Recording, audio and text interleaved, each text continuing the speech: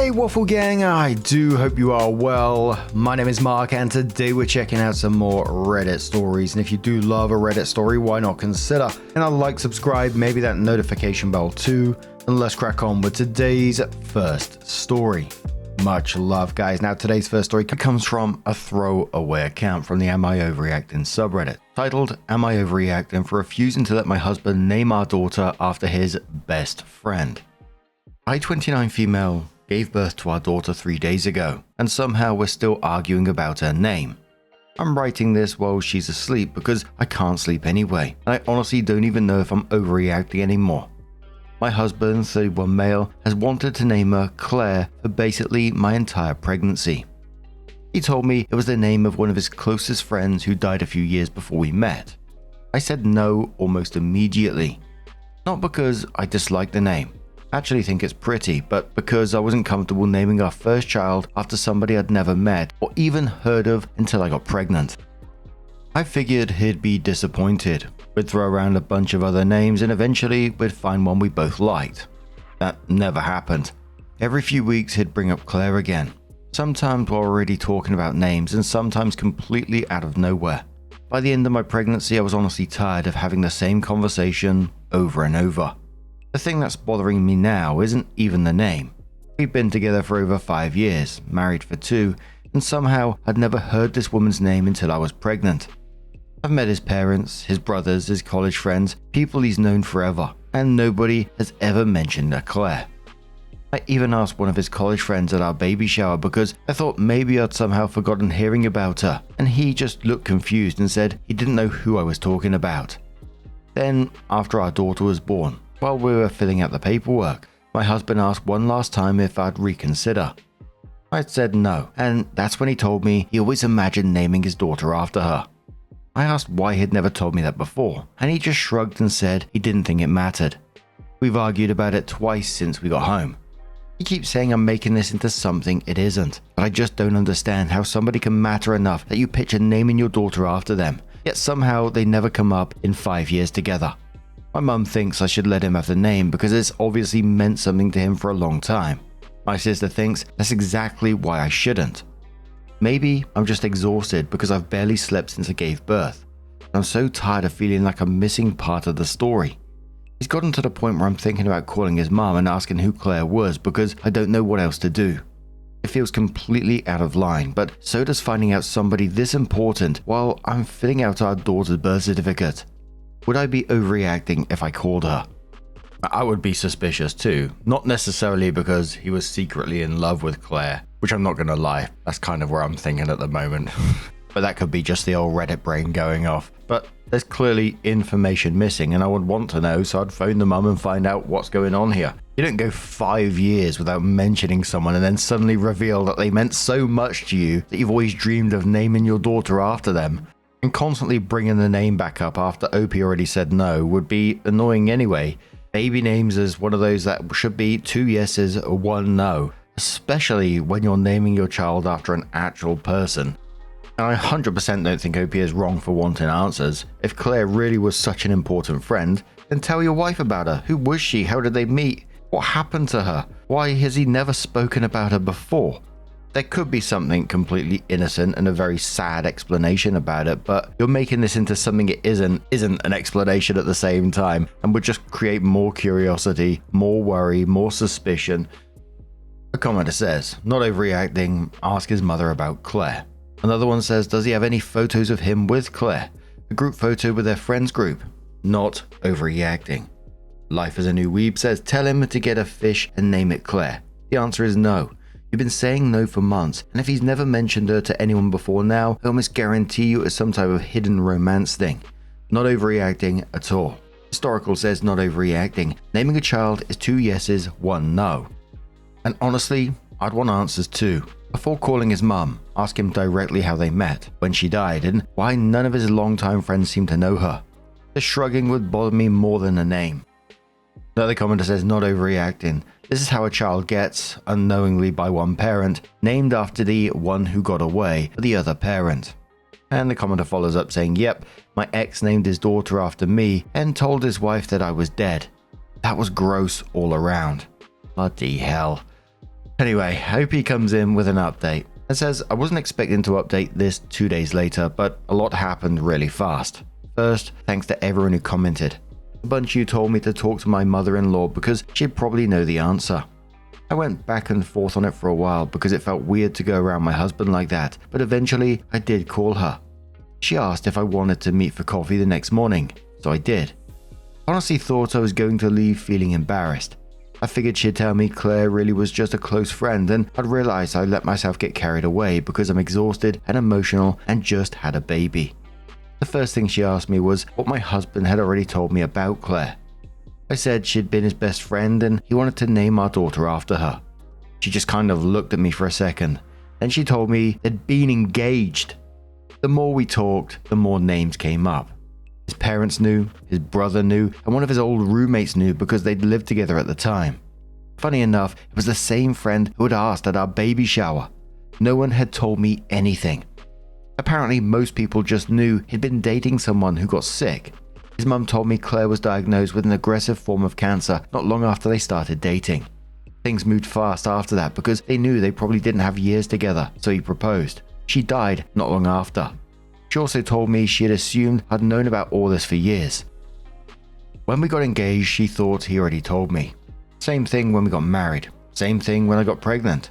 I call bullshit, but maybe I'm just looking to point fingers. I drove home after that and just waited for him to get back from work because there wasn't any chance I was going to act like everything was normal. I confronted him that night and it went awful. Truly, he acted like an entirely different person. At first, he wanted to know why I'd gone to his mum. Then it became that I had no right to dig into his past. Then it became that Claire had nothing to do with our marriage. Then it was that I'd betrayed his trust by involving his family. It just kept changing. I'd answer one thing and would somehow end up arguing about something else. I asked him when he planned on telling me he'd been engaged because we'd already been together for over 5 years, married for 2, and now we had a daughter. He said he always meant to tell me, but he didn't. He never fucking told me, and I was so angry at how selfish he was. I packed a bag that night and went to my sister's house with a baby. Before people assume we're getting divorced, that's not why I left. I still love this man and we have a child together. I couldn't imagine raising us split in 2 households. I left because we're both angry and I could tell the argument wasn't going anywhere. My sister's been helping with a baby. Yesterday she realized I hadn't eaten since breakfast and practically shoved the sandwich into my hands because I'd completely forgotten. This whole thing has been exhausting and I haven't slept at all. A few people asked about the birth certificate. The hospital told us we had time to finish the paperwork after we left, so we weren't forced to pick a name before going home. We obviously aren't going to leave it forever, but right now neither of us is in any position to make that decision. My sister started calling her Ellie because she said she felt weird saying the baby all the time, and somewhere over the last day I've started doing it too. I don't know if that's going to end up being a name, but it's the working filler while this shitstorm is ongoing. My husband has been calling and texting since I left. He wants to see our daughter, and we've made that happen because none of this has anything to do with her. Whatever is going on between us, she's still his daughter and he loves her. I don't want people getting the idea that I'm trying to keep her away from him because I'm not. I've seen a lot of comments saying the real issue is that he loves someone before me. It really isn't. If he'd told me about Claire years ago, I don't think we'd be here. I would have felt awful for him. I probably would have cried hearing what happened, but I wouldn't have held it against him. What really hurts is the lies and the manipulation. But then again, can you even call it lying? It's not like I ever asked him, "Oh, were you married before?" Because who the hell asks that? Instead, I found out because he wanted our daughter to have her name, and then I found out from his mother that she'd been his fiancée. That's the part I can't look past. I look back on my other post and it feels like it was written by someone else. 2 days ago, I thought we were arguing about a name. God, I was so naive. I suppose the question has turned into, would I be overreacting to leave him over this? I'm certainly mad, but I don't think we're to that point yet, and I don't want that for my baby either. Anyway, that's where things are. Thank you all so much for the support. This has been a great place to be able to vent and get advice. A very special thanks to all of you who helped me realize I wasn't crazy. Like for me in this, the trust would be damaged in this, and so this is a betrayal to me, and I don't think OP quite realizes that yet. And also, setting it aside for a moment, and I know it's not exactly the point, but it did have me thinking, what exactly was her husband's plan if she did agree to Claire here? His mother, their brother, and other people around them knew that Claire was his fiancée. Eventually, someone would have said something about the baby being named after her, and Opie would have discovered the truth that way anyway. Was he planning to tell her after the birth certificate was signed, or just hope that nobody ever mentioned it? It's just such a wild thing to do. Didn't he think very far ahead? What was he doing? But what do you guys make of this situation? Let us know your thoughts down in the comments below. Let's move on to another story. Now, our next story comes from the relationships subreddit from Perfect Research 200, who says, my 21 female boyfriend 25 male said he'd break up with me if I dyed my hair. For some background, my boyfriend and I have been together since last November. We recently saw the new Spider-Man movie together and absolutely love the way Zendaya's hair looked. For those who might be unfamiliar, her hair was a very deep red, but it was extremely subtle. I thought it was super pretty, and I've had a similar hair color in the past before my boyfriend and I met. Anyways, I brought this up to my boyfriend over text just out of the blue because I've seriously been considering dyeing it. Immediately, he was against the idea and kept saying that he didn't like it and was against hair dye of any color. It was a little off-putting, especially because our conversation up until that point had been nice and playful. I got curious because of the sudden shift in vibes, so I asked him if he'd dump me if I ever dyed my hair. He said yes, and after 2 more times of me being like, seriously, and you'd dump me over hair dye, he stood behind his words. He was very clear that he wasn't joking. This obviously hurt. It wasn't like I was thinking about drastically changing my hair. I just wanted something noticeable in the sunlight that gave off a more of a reddish hue. I have really dark hair and don't have any desire to bleach it, so the result of any hair dye would be very subtle. It also isn't a color that I wouldn't be able to pull off. In the past, it looked so good and it legitimately made me love my hair again. I told him that I was hurt by what he said and that it felt very superficial. I said that if he truly loves me for who I am, a slight change in hair color shouldn't be a deal breaker. He followed with, so let's allow me to go get crazy face tattoos and see how superficial you are. And I'm not supposed to be attracted to you, I guess. He hasn't texted me back since, and I'm honestly very hurt by the situation. I never thought that he would be someone to say those type of things to me. I guess I'm just wondering what I should do from here. Could this be a red flag for future behavior?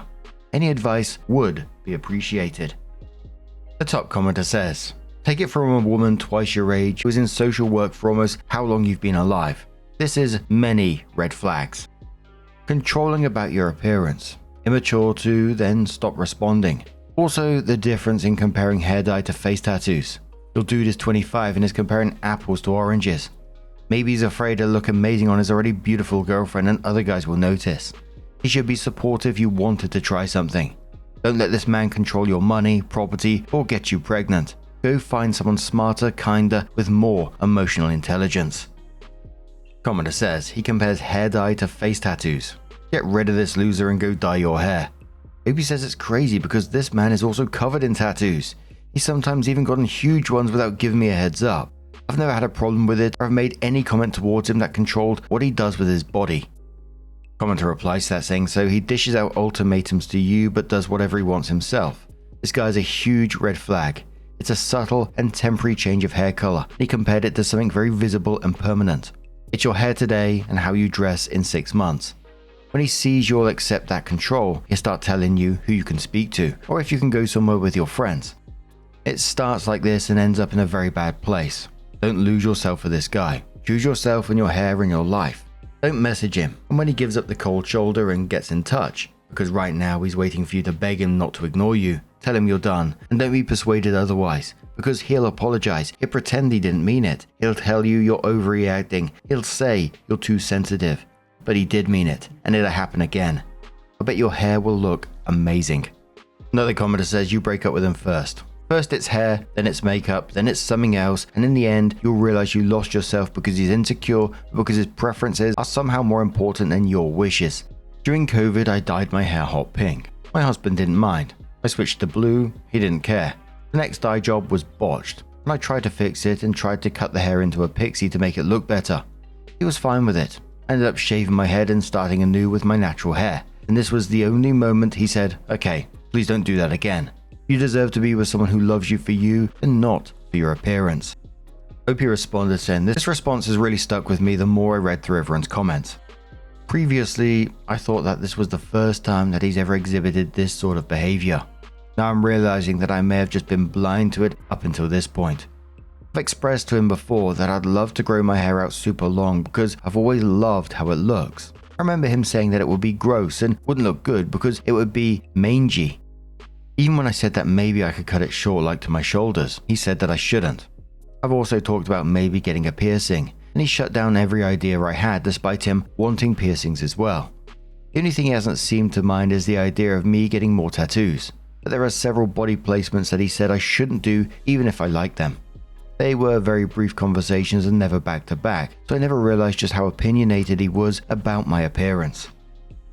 Commenter responded saying my ex had me with bleach blonde hair I hated, no piercings and no tattoos. I left him and got what a lot of people would consider a lot of piercings and tattoos and started dressing how I want, alt/streetwear, and I've never felt more like myself and been more proud of myself than the moment I decided to leave him. It will only get worse, girl. Please leave this loser.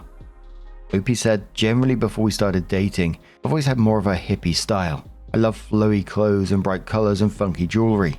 I've toned it down a lot since we've been together, and I honestly miss it so much. Even in the car sometimes he'd give me a funny look, but I put on a song I enjoy. I'm starting to realize that I haven't really been myself. The hair dye argument was bad enough on its own, but Opie's comments about slowly changing herself throughout the relationship to suit what her boyfriend wants are really concerning, aren't they? And it's what we see with a lot of control-like type stories, like one compromise here, another little change there, and suddenly she's looking at herself and realizing she doesn't really feel like herself anymore. I'm not trying to take away from the story itself and saying, it's all positive or anything like that. But what I do like seeing in threads like this is when people do start realizing what's going on and they start to have like, fuck me, I'm not really myself. I have been changing to suit someone else, etc. and start seeing that pattern and questioning herself why you're making yourself smaller and smaller just to keep someone else happy like that. And I'm with the comments. I reckon if Opie doesn't back down or anything like that, he will apologize himself, will try to reel her back in some kind of way. But Opie does update the post and says, I cannot thank you all enough for the support I received on my original post. It opened my eyes to a lot of concerning behaviors that my now ex-boyfriend was exhibiting. Yes, we did break up, and honestly, it was easier than I thought it would be. I ended up dyeing my hair on Friday, and I absolutely love it. It came out so pretty, and I'm so glad I went through with it. My ex, however, was not the happiest, obviously. But I'm usually the type of person that gives second, third, and fourth chances, so I asked to speak with him to try and understand why he's having such a big reaction. Instead of apologizing for his hurtful words or trying to understand my perspective, he chose to continue being disrespectful. When I showed him a picture of my new hair, he replied with, it's definitely a different color. When I asked him if he was unattracted to me now, he said, you aren't completely unattractive. Then when I asked if he was leaving me, he said, well, how long is your hair going to be red? I think to no one's surprise, he kept backtracking on his threat of breaking up with me, which at least one commenter did predict. Literally, when giving him an easy out by telling him to just leave me, he would circle back to his words being a joke and try to continue the conversation. I told him that no one was forcing him to stay with me if my hair was that big of an issue, and that I refused to change my hair just because he didn't like it. Ultimately, he has to live with the fact that he left me due to a slight change in my hair color. I'm happy with my choices, and I'm happy I didn't have to be in a relationship with someone that could be so unkind. Also, this definitely isn't my finest moment, but I did do some snooping after the breakup and figured out that his ex-long-term girlfriend that he had broken up with very shortly before getting with me also had dyed red hair. Must have struck a nerve. Oopsies. TLDR, freedom. We broke up and my hair is pretty. I don't think there's much to say on the back of this story apart from congrats on the hair. I'm sure it looks great, and congrats on your freedom at the same time too. But what do you guys make of this situation? Let us know your thoughts down in the comments below, and let's move on to another story.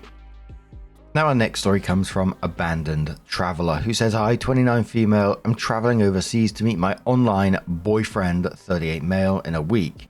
He just said he had to cancel. I made a new account for this post. I will try not to make this post a ramble fest. I'm freaking out and I don't know what to do. I met someone online through r/pen pals about 5 months ago.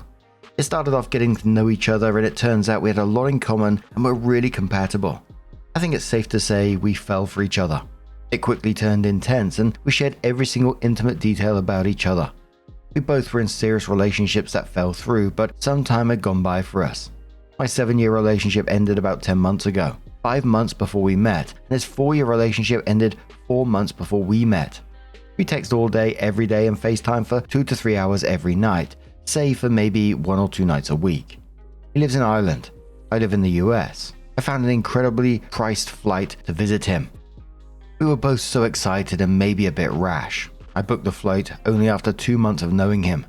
He told his family about me, shared photos of his family, and we planned all that I'm going to do and see with him. At 5:30 this morning, I received a video message and a long text that his ex-girlfriend was in a serious car accident and that he would have to cancel. I've begged him not to, but I'm trying to be supportive of what he is going through. So far at most, I've only gotten that he will try, that he needs to sort this out. I'm freaking out in that 7 days I'll be in a country where I don't know anyone. If I cancel the flight, I've been telling my friends about going on a trip, not really saying that I'm meeting somebody. I have no idea what to do now. I feel sick. I feel like a fool. I feel like everything he said to me was a lie. What do I do? TLDR, online boyfriend has said he won't be there to collect me up from the train station since his ex-girlfriend was in a horrific car accident 7 days before I'm set to arrive.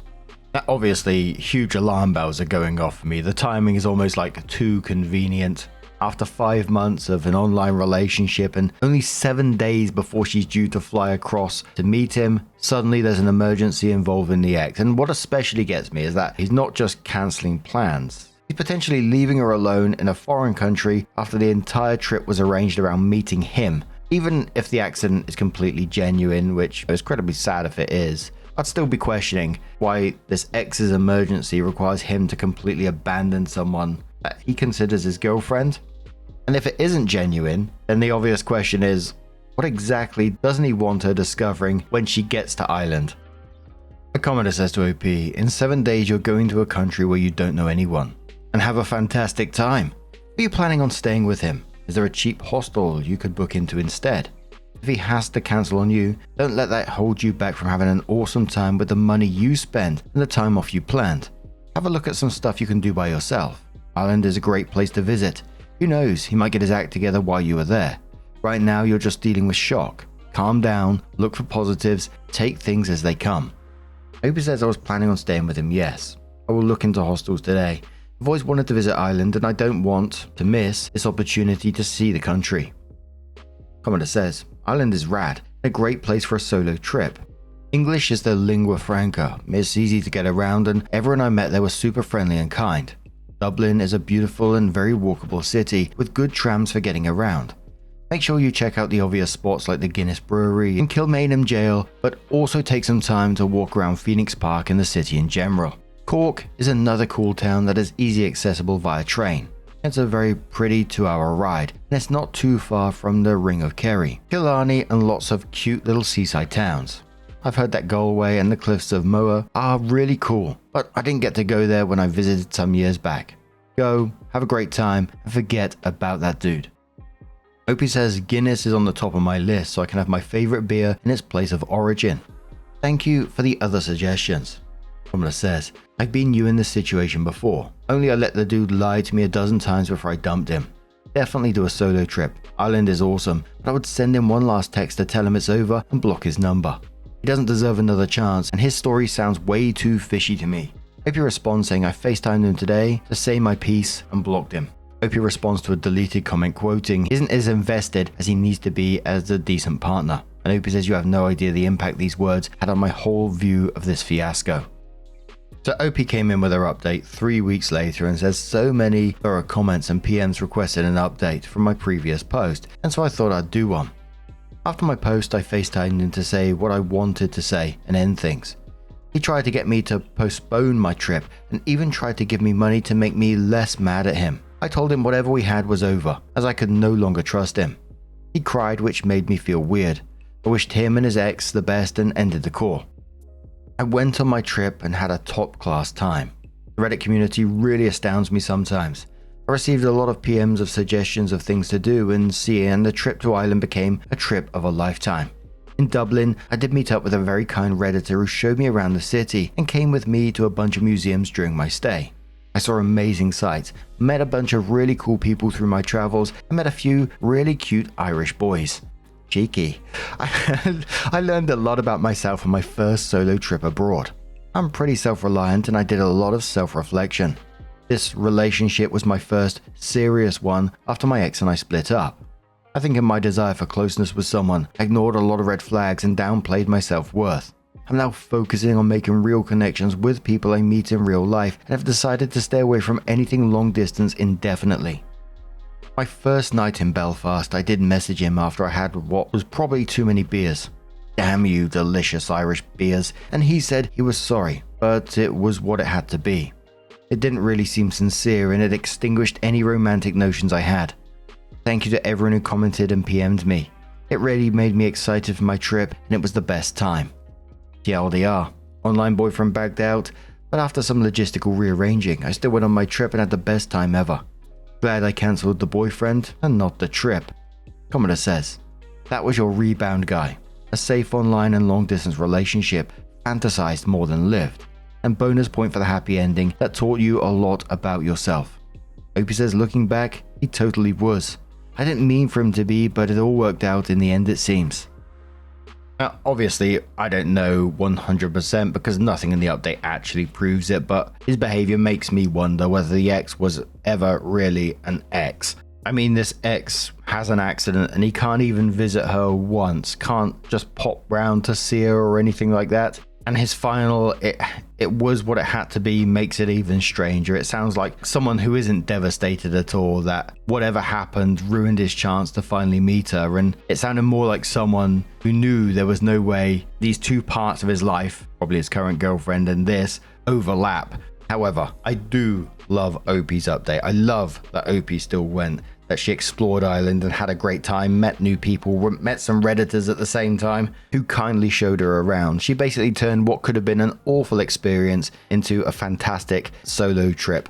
And the quote, glad I cancelled the boyfriend and not the trip, is probably the best possible ending to this. But what do you guys make of this situation? Let us know your thoughts down in the comments below.